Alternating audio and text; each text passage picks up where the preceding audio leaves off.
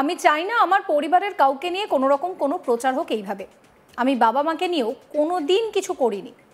পুজো উদ্বোধনে বাবা মায়ের ছবি উপহার হিসেবে পেয়ে আপত্তি জানালেন মমতা ব্যানার্জি।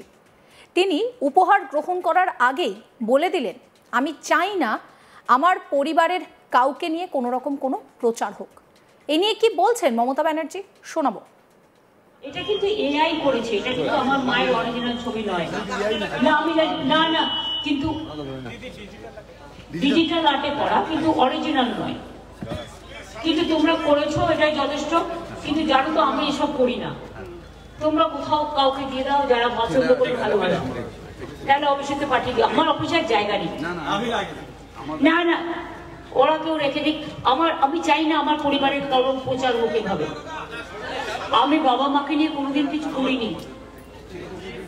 থ্যাংক ইউ, ভালো থাকবেন।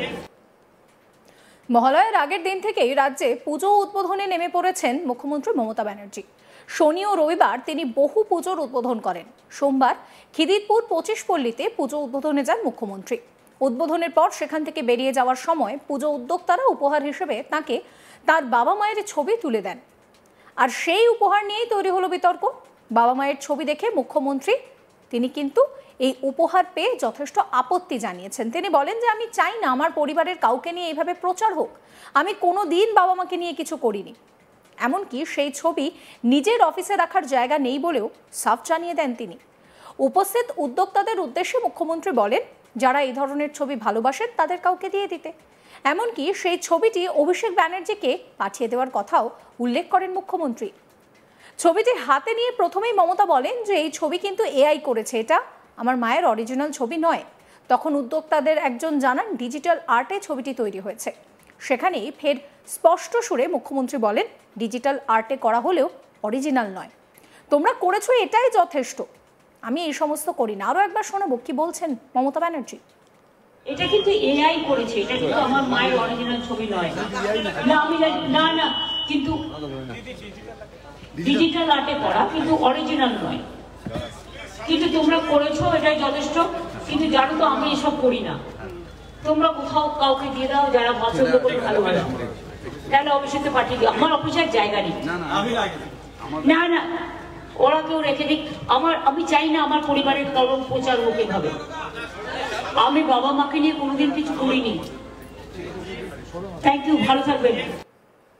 এরপর মুখ্যমন্ত্রী কেন্দ্রীয় সরকারকে কটাক্ষ করে বলেন যে 100 দিনের টাকা বন্ধ, আবাসের টাকা বন্ধ, রাস্তার টাকা বন্ধ, সংসারটা চালাবো কোথা থেকে? যেখান থেকে হোক আমাদের জোগাড় করতে হবে। মানুষের সুবিধা হয়েছে, আমি খুব খুশি, কিন্তু এতে দিল্লির সরকারের কোনো কৃতিত্ব নেই। কি বলছেন তিনি, শুনুন। জিএসটি নিয়ে মনে রাখবেন যেটা হয়েছে, সেন্ট্রাল গভর্নমেন্টের কোনো ক্রেডিট নেই। আমি এটা প্রথম দাবি করেছিলাম চিঠি লিখে, যে ইন্স্যুরেন্স থেকে জিএসটি তুলে নেওয়া উচিত। কারণ আপনারা দেখেছেন আগে জিরেতে জিএসটি ছিল, হিরেতে নয়। এবং অনেক সামান্য ওষুধ, জীবনদায়ী ওষুধ এবং ছোট্ট ছোট্ট জিনিস, এবং আপনারা জানেন সেন্ট্রাল গভর্নমেন্টের 1 পয়সাও এর জন্য খরচ হয়নি। সব টাকাটা গেছে রাজ্য সরকারের কোষাগার থেকে। ক্রেডিট নিচ্ছে একজন আর আত্মনির্ভরতার কথা বলছেন, টাকাটা দেবেন তো? এটা হয়েছে, আমি খুশি, মানুষ সুযোগ পাচ্ছেন। কিন্তু করেছি আমরা, কারণ আমার বাংলার মানুষদের জন্য, বাংলা থেকে আমার 20,000 কোটি টাকার এর জন্য রেভিনিউ লস হবে। যারা প্রচার করছেন টাকাটা দেবেন তো বাংলাকে?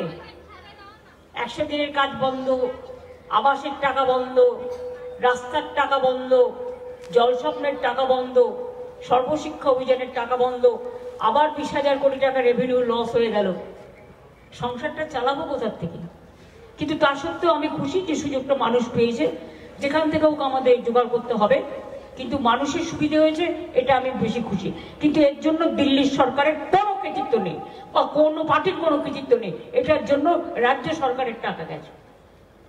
ডাবল ইঞ্জিন সরকার তো টাকা পাবে ঘুরিয়ে, কিন্তু এটার জন্য কোনো কম্পেনসেশন দেওয়া হয়নি। এটা আমাদের জিএসটি থেকে কাটা হয়েছে, এটা মাথায় রাখবেন। আমরা যে জিএসটিটা পাই, একটাই ট্যাক্স এখন দেবার বদলে নাম নিচ্ছে নিজেরা, আর টাকা গেছে আমার 20,000 কোটি টাকা। আমি একটা অ্যাড করে বলে দেবো, কাগজেও বেরোবেন, দেখে নেবেন, ওটা আমি বলেছি দিতে। মনিটরিং থাকবে তো, টাকাটাই তো ওদের নয়, আমরা সেটা একটা চার্ট করে দিয়ে দেবো, কারণ যেহেতু টাকাটা আমাদের যাচ্ছে, মানুষ সুযোগ পেলে আমরা খুশি হই, ঠিক আছে? এটা মানবিকতার কাজ, সামাজিকতার কাজ। এর জন্য কোনো কৃতিত্ব যারা টিভিতে, যেহেতু ন্যাশনাল মিডিয়া থেকে শুরু করে সব মিডিয়াকে কন্ট্রোল করে গদি মিডিয়া, এখন তো দূরদর্শন নেই, ওটা গতি দর্শন, অল ইন্ডিয়া রেডিও নেই, গদি রেডিও, যত চ্যানেল আপনারা সবাই সর্বক্ষণ 24/7 যা বলছে তাই করছেন, কিন্তু আমাদের প্রচারের জায়গা আমাদের গলা, ওই গলা ফাটিয়ে আপনারা তাও জিজ্ঞেস করলেন বলে বললাম। মমতা ব্যানার্জির এই আগে আগে পুজো উদ্বোধনকে কেন্দ্র করে বিতর্কের জল অনেক দূর এগিয়েছে। বিজেপির তরফ থেকে বারবার বলা হচ্ছে যে এইভাবে পিতৃপক্ষে উদ্বোধন করা, সেটা দেবী দুর্গা ভালোভাবে নেননি।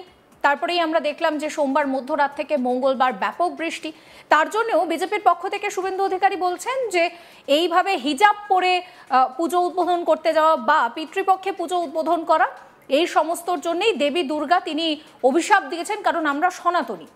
অন্যদিকে মমতা ব্যানার্জি এই পুজো উদ্বোধন নিয়েও কিন্তু একটি সাফাই দিয়েছেন। তিনি পরিষ্কার বলছেন যে তিনি প্যান্ডেল বা উৎসবের সূচনা করেছেন, তিনি কিন্তু মাতৃমূর্তির কোনো রকম কোনো উদ্বোধন এই মহালয়ার আগে করেনি। কুণাল ঘোষও বলেছেন যে মমতা ব্যানার্জির কাছে পুজো উদ্বোধন করার জন্য প্রচুর ইনভিটেশন রয়েছে, এত ইনভিটেশন উনি এত স্বল্প সময়ের মধ্যে কিভাবে করবেন, সেই জন্যেই তিনি শুধুমাত্র প্যান্ডেল এবং উৎসবের সূচনা করেছিলেন।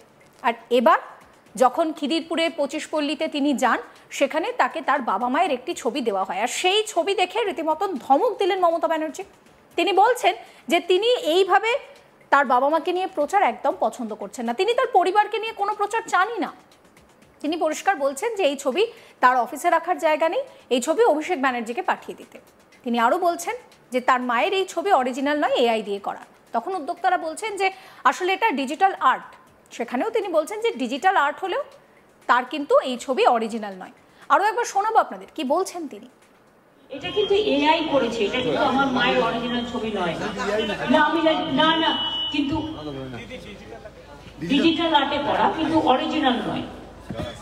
কিন্তু তোমরা করেছো, এটাই যথেষ্ট। কিন্তু জানো তো আমি এসব করি না, তোমরা কোথাও কাউকে দিয়ে দাও যারা পছন্দ করে ভালোবাসো, তাহলে অফিসে পাঠিয়ে দিও, আমার অফিসের জায়গা নেই। না না ওরা কেউ রেখে দিক, আমি চাই না আমার পরিবারের কলম প্রচার হোক এভাবে। আমি বাবা মাকে নিয়ে কোনোদিন কিছু করিনি। থ্যাংক ইউ, ভালো থাকবেন। এই ভিডিও সম্পর্কে আপনাদের মতামত জানাবেন। সমস্ত খবরের আপডেটের জন্য চ্যানেলটিকে সাবস্ক্রাইব করবেন, নোটিফিকেশন পেতে বেল আইকনে ক্লিক করবেন, ফলো করতে ভুলবেন না আজ তাক বাংলার হোয়াটসঅ্যাপ চ্যানেলও।